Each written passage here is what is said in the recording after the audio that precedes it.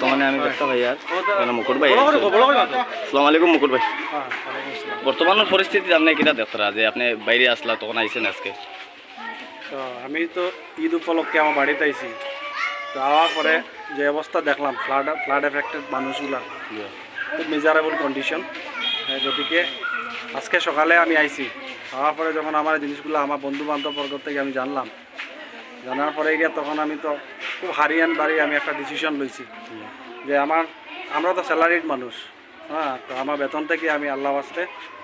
মানুষকে কিছু সাহায্য করতাম আর কি বহু ডিসিশন লইয়া বার হয়েছে 1 ঘন্টার ডিসিশন বারে অলরেডি আমরা 2-3টা সেন্টার ঘুরছি আজকে এখানে আইছি এখানে দেখি প্রচুর মানুষ যারা ফ্লাড এফেক্টেড হয়েছে মানুষগুলার কোনো প্রতিকার লাগে আর মানুষগুলা অলরেডি হাইলাকান্দি ডিস্ট্রিক্ট এটা হলো one of the lowest GDP district যে গ্রস ডোমেস্টিক প্রোডাক্ট এমনি কম মানুষের পার ক্যাপিটা ইনকাম কম